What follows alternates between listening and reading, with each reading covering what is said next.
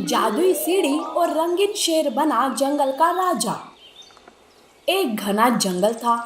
जंगल का राजा एक बूढ़ा बाघ था जिसका अपना कोई नहीं था। एक दिन बाघ जंगल में घूम रहा था कि तभी उसे किसी की दर्द भरी आवाज सुनाई देती है। लगता है कोई मुसीबत में है, पर कोई दिखाई क्यों नहीं दे रहा है। अरे कौन है, कोई दिखाई क्यों नहीं दे रहा। चलो मैं थोड़ा आगे जाकर देखता हूँ। यूं वो थोड़ा आगे जाकर देखता है कि तभी उसकी नजर एक रंगीन शेर पर पड़ती है जो बहुत ही घायल था। अरे कौन हो तुम कितने अद्भुत और अनोखे हो। लेकिन क्या हुआ है तुम्हें। शेर बहुत ही बुरी तरीके से घायल हो चुका था। वो कुछ कहने के हालत में भी नहीं था। मेरे जानवरों को बचा लो, वो मुसीबत में है। ये कहकर शेर बेहोश हो जाता है। बाघ तुरंत उल्लू वेद को बुलाता है। उल्लू वेद शेर को देखकर कहते हैं, महाराज, ये बहुत ही बुरी तरीके से घायल हो चुका है। इसे तुरंत इलाज की जरूरत है। हाथी से कहकर इसे मेरी गुफा के पास पहुंचा दीजिए। बाघ हाथी से कहकर शेर को उल्लू के गुफा के पास पहुंचाता है। उल्लू शेर का इलाज करने लगता है। 2-3 दिन बीत जाते हैं पर शेर को होश नहीं आता। बाघ उल्लू से कहता है, अरे उल्लू, ये शेर अभी तक होश में क्यों नहीं आया। महाराज, इसके जख्म बहुत ही गहरे हैं। मैं अपनी तरफ से पूरी कोशिश कर रहा हूँ, पर पता नहीं क्यों इसे होश ही नहीं आ रहा। उल्लू ये बोल ही रहा था कि शेर को होश आता है। ये देख बाघ और उल्लू खुश हो जाते हैं। अब कैसी है तुम्हारी तबीयत। वैसे तुम हो कौन, तुम्हारी ये हालत किसने की। मैं पास के जंगल का राजा हूँ। मेरे जंगल में एक दुष्ट शैतानी शक्तियों वाला राक्षस भेड़िया घुस आया है। उसने मेरे सारे जानवरों को मार डाला। उस राक्षस ने मेरे पूरे जंगल को तहस नहस कर दिया। उसकी शैतानी शक्तियों के सामने मेरी ताकत कमजोर पड़ गई। उससे लड़ते लड़ते पता नहीं कैसे मैं यहाँ आ गया। लेकिन आप लोगों का बहुत बहुत शुक्रिया, जो आप लोगों ने मेरा इतना ख्याल रखा। अरे हम जानवर एक दूसरे का साथ नहीं देंगे तो कौन देगा। देखो, तुम आराम करो, सब ठीक हो जाएगा। अच्छा, अब मैं चलता हूँ। ये कहकर बाघ वहां से चला जाता है। वहीं दूसरी ओर शैतानी भेड़िया रंगीन शेर को ढूंढते हुए बाघ के जंगल में आता है। शैतानी भेड़िया अपनी शैतानी शक्तियों का इस्तेमाल कर जंगल में दहशत मचा रहा था। सारे जानवर शैतानी भेड़िए को देखकर डर के मारे अपनी अपनी जान बचाकर भागने लगे। जब ये बात बाघ को पता चली तो वो भेड़िए को रोकने के लिए उसे ढूंढते हुए निकलता है। कुछ दूर जाते ही बाघ का सामना भेड़िए से होता है। अरे शैतानी भेड़िया, तू तू अपनी शैतानी शक्तियों से यूं मेरे जंगल में दहशत मचा नहीं सकता। तू चला जा मेरे जंगल से। ये सुनकर शैतानी भेड़िया जोर जोर से हंसने लगता है और कहता है, अरे वाह, जिस जंगल पर भी मेरी नजर पड़ती है वो जंगल और वहां के जानवर मेरे गुलाम हो जाते हैं। मैं किसी को भी नहीं छोड़ता। मैं उस अद्भुत रंगीन शेर को मारकर अपनी शक्तियों को और भी बढ़ाना चाहता हूँ। अगर तू अपनी जान की खैर चाहता है तो बता वो रंगीन शेर कहाँ है। मैं तेरी जान बख्श दूंगा। नहीं, तू चाहे मेरी जान ही क्यों न ले, मैं रंगीन शेर का पता तुम्हें नहीं बताऊंगा। वो मेरा मेहमान है और मेहमान हमारे लिए भगवान के समान होता है। अरे अरे, तुम और तुम्हारी बड़ी बड़ी बातें। वैसे तुम बूढ़े हो गए हो, तुम्हें अपनी जान की बिल्कुल भी परवाह नहीं है क्या। ये कहकर भेड़िया बाघ पर हमला करता है। ये सब वही पास में खड़ी हिरन देख लेती है और वो भागते हुए उल्लू के पास आती है जहाँ रंगीन शेर का इलाज चल रहा था। हिरन शेर को सारी बात बताती है। बाघ ने मेरी जान बचाई है, मैं अपनी जान देकर भी बाघ को बचाऊंगा। यूं शेर वहां से निकल ही रहा था कि वहां बाज आता है। बाज शेर को रोकते हुए कहता है, रुक जाओ शेर, उस शैतानी भेड़िए को मारना इतना आसान नहीं है। तो क्या मैं यूं ही हाथ पर हाथ धरे बैठा रहूं और बाघ को मौत के हवाले कर दूं? बाज बहुत ही ज्ञानी था। नहीं, उस शैतानी भेड़िए को मारने का बस एक ही तरीका है, जादुई सुनहरी सीढ़ी। अगर तुम्हें उस सीढ़ी की मदद मिल जाए तो तुम उस भेड़िए को मार सकते हो। बताओ, वो जादुई सीढ़ी कहाँ है? मैं अभी जाकर उससे मदद मांगता हूँ। देखो, वहां जाना खतरे से खाली नहीं है, वहां तुम्हारी जान भी जा सकती है। मैं अपने जानवरों को तो खो चुका हूँ, बाघ ने मेरी जान बचाई है। मैं अपनी जान देकर भी बाघ की जान बचाऊंगा। बाज शेर को जादुई सीढ़ी का पता बताता है। शेर उस सीढ़ी की ओर निकलता है। वहीं दूसरी ओर शैतानी भेड़िए को इस बात की भनक लग जाती है कि शेर जादुई सीढ़ी को ढूंढने निकला है।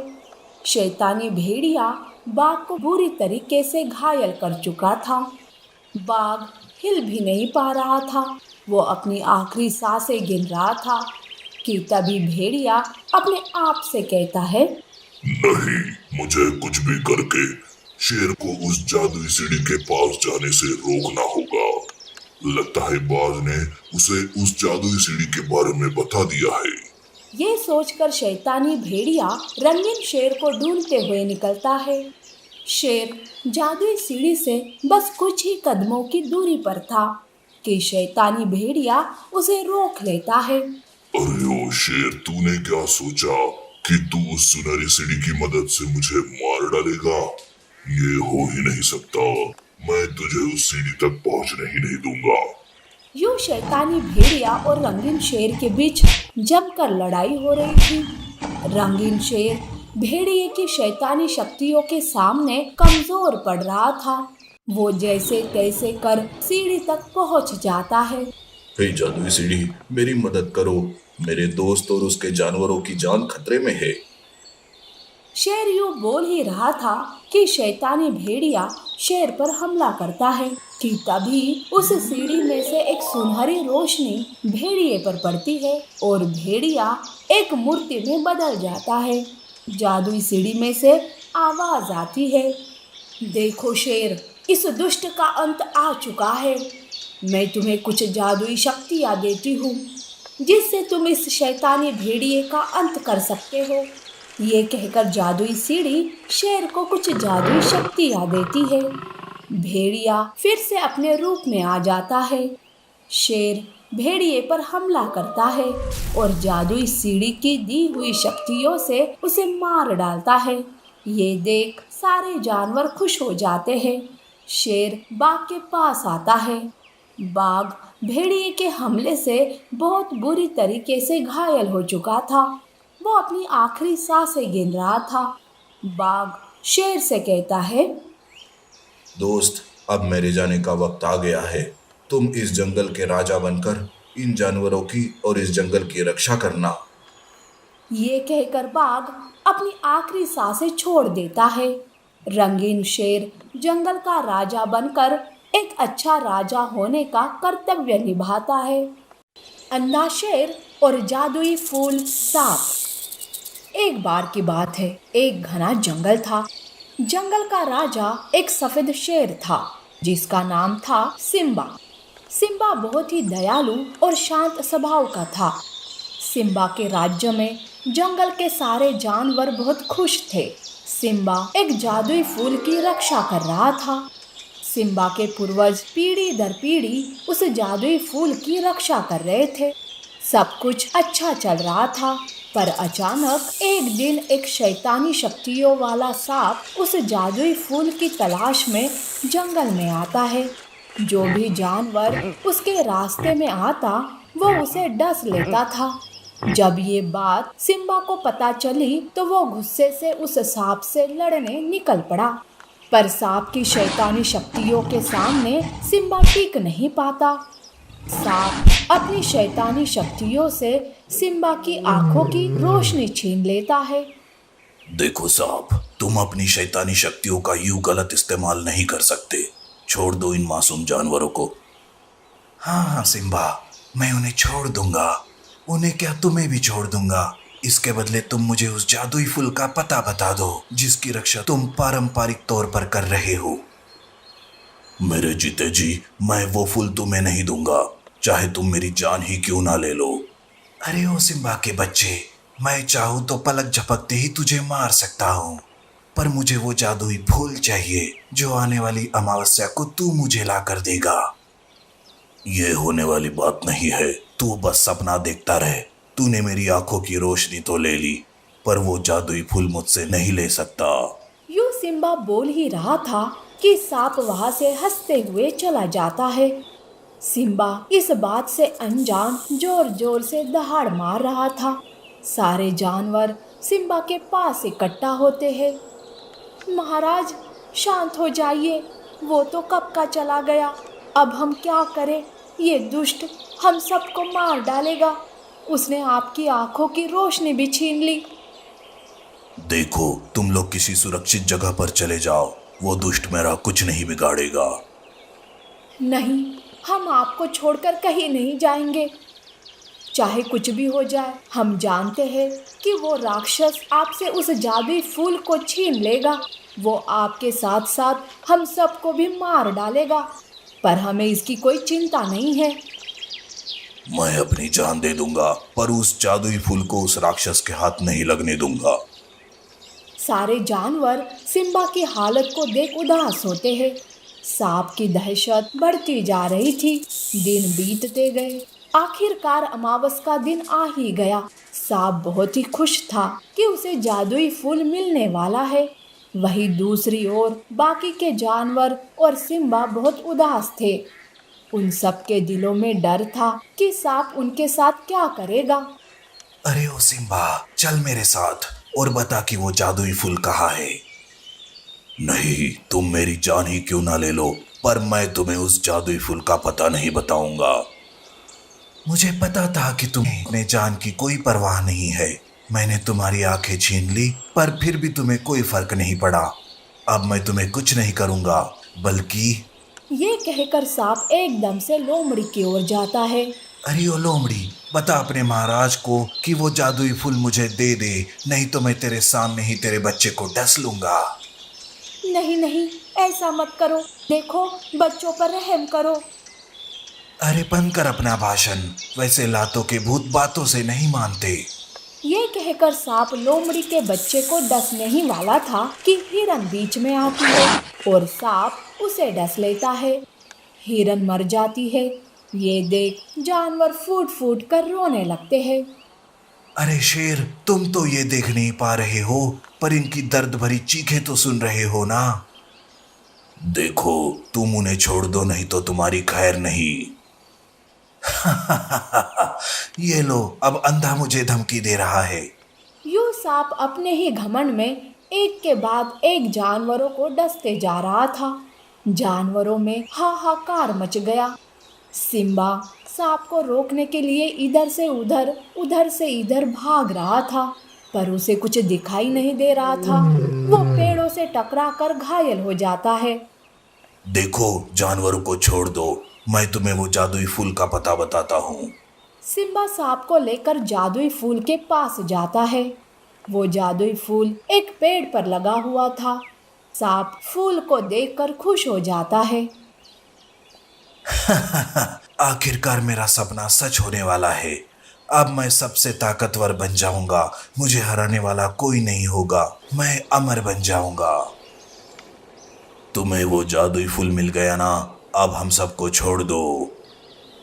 मैं क्या तुझे बेवकूफ लग रहा हूँ जो तुम सबको छोड़ दूंगा? यूं सांप सिम्बा पर हमला करता है। सिम्बा को कुछ दिखाई नहीं दे रहा था। वो कभी इधर भागता तो कभी उधर।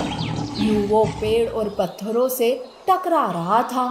पहले से ही वो घायल था, अब और भी बहुत बुरी तरीके से घायल हो चुका था। ये देख सांप बहुत खुश होता है। वो सिम्बा पर आखिरी वार करने ही वाला था कि अचानक से मौसम में बदलाव आता है। जोर की आंधी चलने लगती है, बिजली कड़कती है। उस बिजली के साथ साथ पेड़ पर लगे उस जादुई फूल में एक सुनहरी रोशनी आती है, जिसे देख सांप डर जाता है। अरे वाह साहब, तुम्हारे पापों का घड़ा भर चुका है। तुमने मुझे हासिल करने के लिए सिम्बा की आंखों की रोशनी छीन ली, और मासूम जानवरों को मार डाला। मैं तो बस सिम्बा की परीक्षा ले रहा था कि वो किस हद तक मेरी रक्षा कर सकता है। उसने अपनी जान की भी परवाह नहीं की मुझे तुझ जैसे दुष्टों के हाथ से बचाने के लिए। मैं सिम्बा से बहुत खुश हूँ।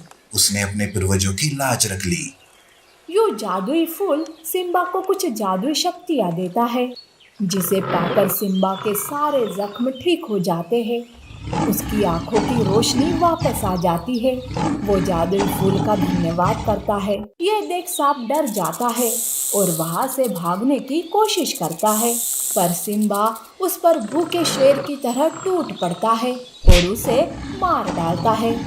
सारे जानवर ये देखकर बहुत खुश हो जाते हैं। यूं सिम्बा और बाकी जानवर जादुई फूल का धन्यवाद करते हैं और खुशी खुशी जीवन गुजारने लगते हैं। मैजिकल बाम्बू ट्री, शैतानी ब्लैक पैंथर और जंगल का राजा शेर। एक घना जंगल था। जंगल में कई तरह के जानवर थे। जंगल का राजा शेर बहुत ही दयालु था। सारे जानवर मिलजुल कर रहते थे, सिवाय बगीरा नाम के काले चीते के। बगीरा जानवरों के साथ बहुत ही सख्ती से पेश आता था। एक दिन उसी जंगल में रहने वाला बाघ बगीरा से कहता है, देखो ये तुम ठीक नहीं कर रहे हो, चुपचाप अपनी हरकतों से बाज आ जाओ। तेरी हिम्मत कैसे हुई मुझे धमकी देने की? तू अपने आप को जंगल का राजा समझता है क्या? तभी वहाँ बाकी के जानवर भी आ जाते हैं। वो सारे बगीरा का विरोध करने लगते हैं। तब लोमड़ी कहती है, हाँ बगीरा, बाघ सही कह रहा है। अब इस जंगल में तुम्हारा और जुल्म नहीं चलेगा। बगीरा सबको डराने की कोशिश करता है कि तभी वहाँ शेर आता है और कहता है, अरे वाह बगीरा, बहुत हो चुकी तेरी नौटंकी। अब अगर तू अपनी हरकतों से बाज नहीं आया तो तेरी खैर नहीं, समझा? ये सुनकर सारे जानवर हंसने लगते हैं। बगीरा इस अपमान को सहन नहीं कर पा रहा था। वो बदले की भावना लिए हुए वहां से चला जाता है। यूं ही दिन बीत रहे थे कि एक दिन बगीरा पास के जंगल जाकर वापस आ रहा था। काफी देर हो चुकी थी। अंधेरा हो रहा था कि अचानक से जोरों की बारिश शुरू होती है। अरे इस बारिश को भी अभी पड़ना था क्या? रात भी काफी हो चुकी है, मैं यहीं रुक जाता हूँ और सवेरे होते ही यहाँ से आगे बढ़ता हूँ। यूं सोचकर बगीरा रहने के लिए ठिकाना ढूंढ रहा था कि तभी उसकी नजर एक गुफा पर पड़ती है। अरे वाह, एक गुफा! बारिश में भीगने से तो अच्छा है कि मैं इस गुफा में आराम कर लूं। वैसे भी सवेरा होते ही मैं यहाँ से निकल जाऊंगा। पर यह गुफा है किसकी? अरे जिसकी भी हो, आज रात में रुकने में क्या जाता है। यूं सोचते हुए बगीरा उस गुफा के पास जाता है। बारिश जोर से पड़ रही थी। बगीरा गुफा के बाहर खड़ा होकर, अरे कोई है इस गुफा में? कई बार आवाज देने पर भी उस गुफा में से कोई आवाज नहीं आती। लगता है गुफा में कोई नहीं है, चलो अंदर जाके देखता हूँ। बगीरा गुफा के अंदर जाता है। गुफा में बहुत अंधेरा था। अरे बाप रे, यहाँ कितना अंधेरा है। बगीरा बहुत थका हुआ था। वो सो जाता है। बाहर बिजलियां गरज रही थी। जोर की आंधी चल रही थी। बाहर का वातावरण एकदम भयानक लग रहा था। पेड़ पर पंछी अपने अंडों को बचाने में लगी हुई थी। वहीं पास में पेड़ पर बैठा बंदर बाज से कहता है, अरे बाज भाई, यह मौसम अचानक इतना भयानक कैसे हो गया? हाँ, मैंने भी कभी इतना भयानक मौसम नहीं देखा। लगता है कोई अनहोनी होने वाली है। अरे भाई ऐसी बातें मत करो, मुझे बहुत डर लगता है। यूं वो दोनों बातें कर रहे थे। रात काफी हो चुकी थी। बगीरा जिस गुफा में सो रहा था, उस गुफा से भयानक आवाजें निकलती है। आवाज सुन बगीरा एकदम से नींद से जाग जाता है। असल में बगीरा जिस गुफा में सो रहा था, वो एक शैतानी गुफा थी। अरे ये कौन है? ये आवाज किसकी है? कोई दिखाई भी नहीं देता। यूं बगीरा चिल्ला रहा था कि गुफा में से एक रोशनी आती है। बगीरा कुछ समझे इससे पहले वो रोशनी बगीरा के शरीर पर चली जाती है। बगीरा के अंदर कई सारी शैतानी शक्तियाँ आ जाती है।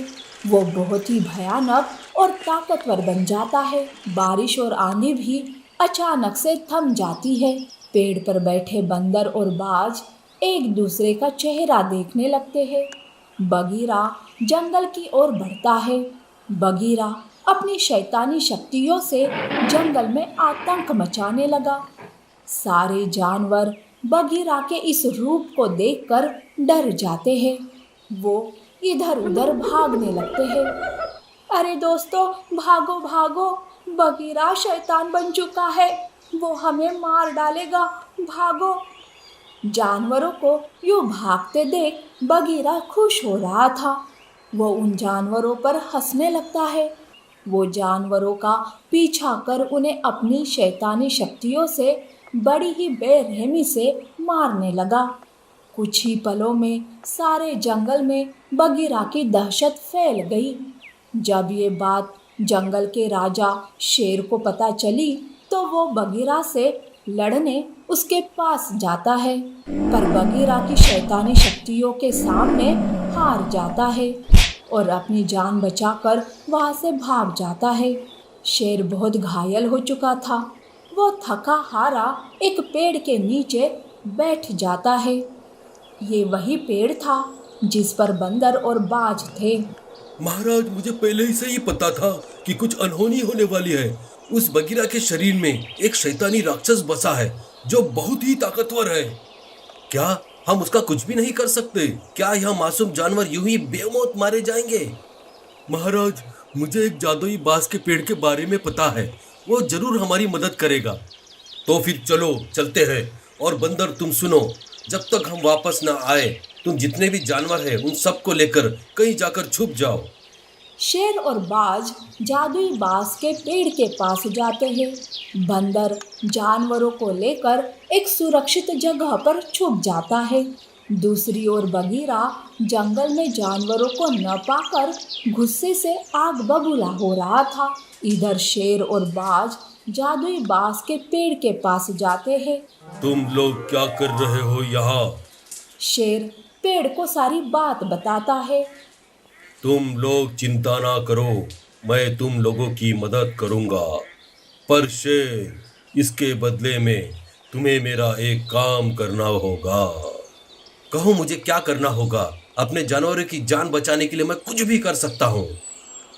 बगीरा के मरते ही तुम्हें भी अपनी जान देनी होगी। ये सुनकर बाज और शेर चौंक जाते हैं। मुझे मंजूर है, मैं अपने जानवरों के लिए कुछ भी कर सकता हूँ। पेड़ शेर को जादुई शक्तियाँ देता है।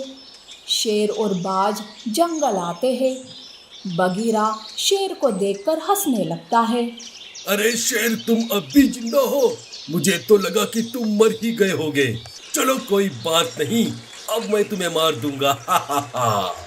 यूं बगीरा अपनी शैतानी शक्तियों से शेर पर हमला करने ही वाला था कि शेर पेड़ में दी हुई जादुई शक्तियों का इस्तेमाल कर बगीरा को मार डालता है।